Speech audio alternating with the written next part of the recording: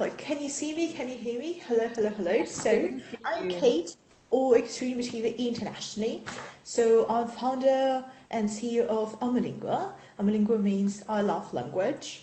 Our company is based in Edinburgh, Scotland. I'm myself Russian, Scottish, well, already kind of Scottish, yeah. So, Russian, Polish, Greek, sort of like Scottish here. At this very moment, I'm actually in Argentina, Latin America, to talk still post-COVID lockdown. What I suggest we will do right now, really quickly, guys. I don't see much of you, maybe because of your connection, yeah, so I just see like names. Could you quickly chat, like start chatting, in our common chat, saying like where you're based right now, what's your business or your studies, just a couple of phrases. Like for example, I know my name is like Seven Moses, so I'm a student and I'm owner of this or that. Just like a couple of phrases and how you're feeling, whether you're excited, whether you're tired, like just like very, very quickly if you can. Like whether you're from your phone, from your computer, just like say, okay, so yeah, Luis, inventor from Spain, excited, great. Hey Luis, hi Spain. Well, while you're typing, yeah, I can tell you that last year I was at the summit leaders in the Gambia here, and later on I was as well in Senegal. And I can recognize Afro-Cell, yes, or Vivian, hello, that's great. So Nigeria, Delhi, Transcorp Power, cool, hello KK. Yeah, guys, just like, we need to sort of like come up with our, let's say, community spirit, right? What I mean by it, because we are right now so many different countries. And maybe like I know here just a couple of people, right? So I know Luis because we were together at the summit last year. So we actually met in person. Yeah, I know Salaka. So, well, Fuyan, I believe we also met. So I'm trying, to right? Because I believe you were hosting. But about the rest, I don't know you guys. Yeah, and we need to create some sort of like connection. We need to create this emotional connection because, well, how to speak when I don't see any faces, right? So what's important here when we start any kind of communication or let's say online business is to create this connection with your audience, create connection with your clients, with your teammates, partners. If it's not there, well, your community, your ecosystem won't survive, like in the long term. And what happens that if before COVID we could all meet in person, yeah, some of the people were obviously in the office, but in my case, as Amolingua, from the very, very beginning, we were actually online, and the whole team is online. And now, during COVID, we are growing, and it's not just about, well, our trainers, teachers, translators, because here we provide, well, training service, right, all over the world. But it's also about management team, social media team, and we are all going to all this, well, sort of like charts, applications, and we are trying to foster our communication and brainstorm, like here, you're like Allegro sharing ideas here, then you Phoebe starts like picking it out, right? Saying, yeah, how about this, how about that? Here's the saying, guys. So you're now like sharing, okay, so Sam and Dimava, sorry if I'm not pronouncing it correctly, yeah, from Sierra Leone, so excited about the future, yeah, God bless all, yeah, ambassador for Cecile Rondell, broadcast journalist, yeah, actress, entrepreneur, oh my God, that's amazing. Business, media, entertainment. You see, guys, so already just sharing just a little bit about ourselves, we can connect, see, oh, actually, this is cool, we can partner here. Or maybe later we can discuss something here. So it's so, I believe, important just to be a bit more humane in terms of, well, how we show up online. Because during these uncertain times, especially when it was March, April, it was so tough, yeah, all around the world. We were just sitting like, oh my God, I personally, like, I had everything crashed. We had crashed, like, business, like, personal, because I was supposed to go on a journey to States, to Canada, so I was in Latin America. I was about to take flights, and imagine flights, everything planned, like, for 8 months. Everything collapsed. And there we had our clients, our partners, your teammates, who also had some of their parts of their lives ruined, or completely all plans ruined. So we needed to find new ways how to help them solve their problems, solve their issues. Like, for example, there were clients who had to move to another country because of COVID, so they couldn't stay. There were students who were preparing to study at university, but due to COVID, they had to defer, change their plans. So how to do with this, how to deal with such challenges?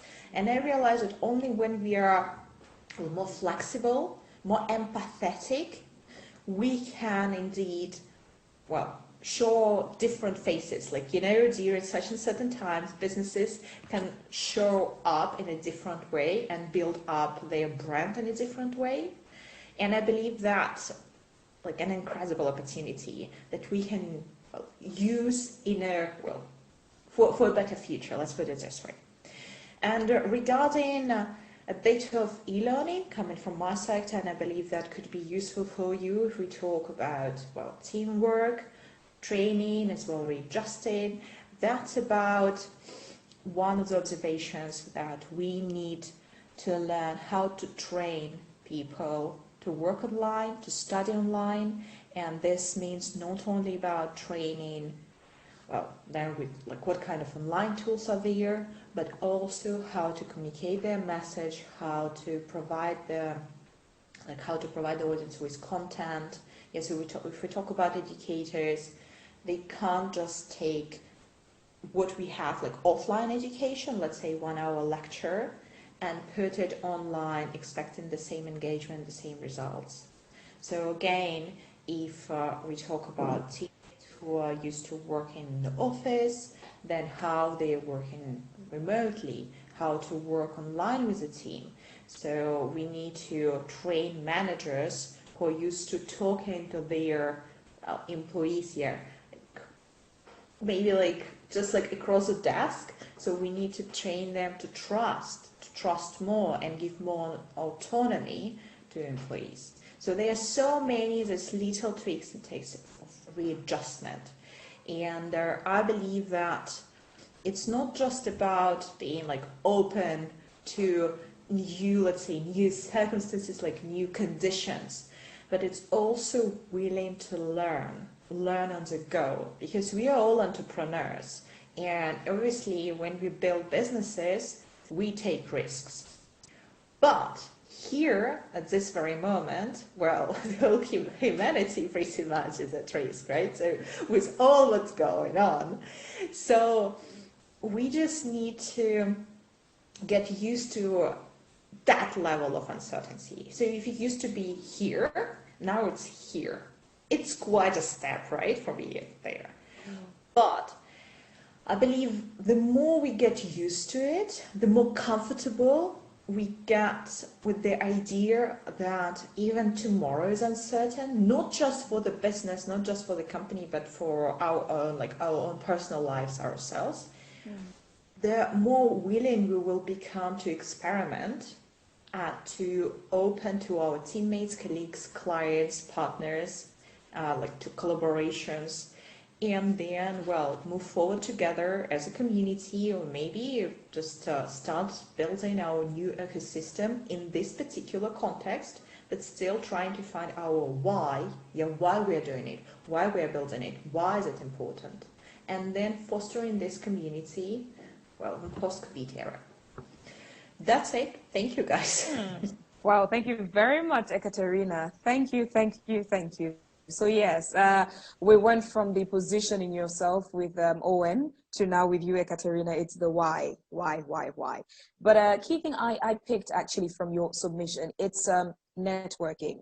Networking used to be, I say used to because post pre-COVID, it used to be, part of the things that entrepreneurs would leverage upon, because through networking you get to meet more business partners, you get to meet business angels, and so on and so on and so on. People you can partner with, expand your business.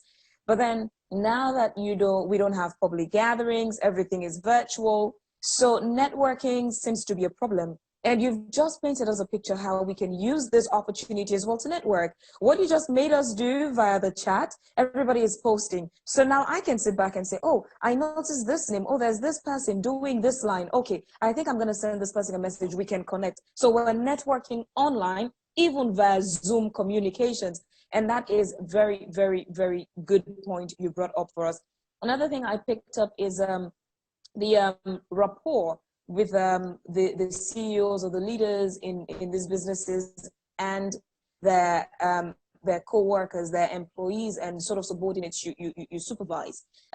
Oftentimes when we're doing in person, if it's in the office, you would know that this my staff is a free-spirited person, and this person comes in today looking all depressed and down. You know, something is up with this person. And for some of the leaders, now that's where a leader would come in and say, let's have a talk. What's going on with you? Whereas, of course, the bosses would ignore, but then as a leader, you want to find out. But because we're doing it virtually, you really don't have time for that. So from what you said, for me, it's drawing our attention to the fact that even though we're having virtual meetings, you should also pay attention to your employees. Pay attention to who looks depressed, because again, when you follow the global statistics, mental health is going to be, is already currently part of the problems of COVID. Post-COVID, you'd never know what it's going to be. Maybe it's going to be worse. So pay attention to those things as well, because you might be having a meeting with somebody who's depressed, probably suicidal, and you don't even know. So pay attention to those things. Let's bring about our humanity. We're doing it virtually, but it doesn't stop you from being a human. It doesn't stop you from being that leader.